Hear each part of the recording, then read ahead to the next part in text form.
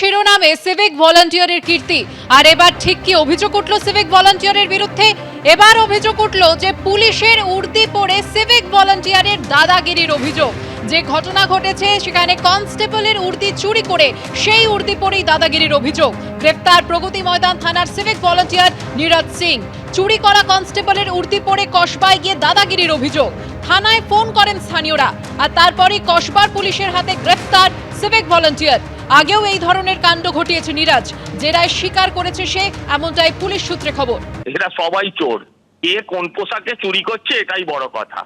কনস্টেবলও চুরি করে আর কনস্টেবলের পোশাক পরে চুরি করে, ব্যাপারটার মধ্যে তো কোনো তফাৎ নেই। তৃণমূল মানেই চোর আর পুলিশ মানেই তোলাবাজ। তো এও তোলা তুলতে গেছে, ও যা দেখছে তাই করছে।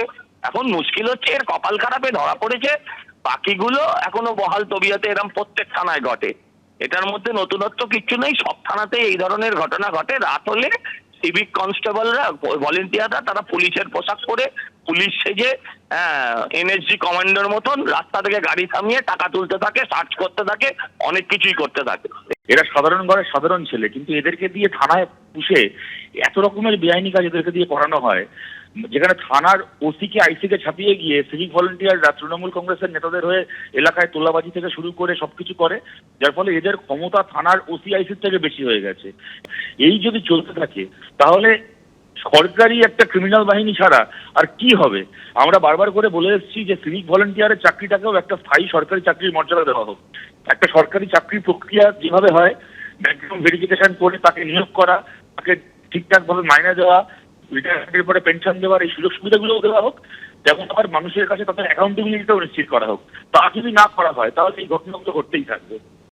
ছদ্মবেশ ধারণ এবং চুরির অভিযোগে প্রগতি ময়দান থানার একজন সিভিক ভলেন্টিয়ারকে গ্রেফতার করলো কসবা থানা। গতকাল অর্থাৎ বৃহস্পতিবার রাত্রে 100 ডায়ালে একটি ফোন আসে এবং সেখানে জানা যায় যে কসবা থানা এলাকাতে নীরজ সিং নামে এই সিভিক ভলেন্টিয়ার কনস্টেবলের উর্দি পরে সেখানে তিনি কিন্তু দুর্ব্যবহার করছিলেন এবং সেই খবর পাওয়ার পরে কিন্তু কসবা থানা থেকে ঘটনাস্থলে যায় এবং নীরজ সিং বলে সেই ব্যক্তিকে আটক করে এখানে নিয়ে আসা হয়। তাকে ইম্পারসোনেশন এবং থেফট কেস অর্থাৎ ছদ্মবেশ ধারণ এবং চুরির কেসে তাকে গ্রেফতার করা হয়েছে। আগামীকাল অর্থাৎ শনিবার তাকে আদালতে তোলা হবে। এছাড়াও তার বিরুদ্ধে বিভাগীয় যে তদন্ত সেটাও কিন্তু ইতিমধ্যে চালানো হচ্ছে বলে পুলিশ সূত্রে খবর। ক্যামেরায় সন্দীপ সাধুকার সঙ্গে সুকান্ত মুখোপাধ্যায়, এবিপি আনন্দ, কলকাতা।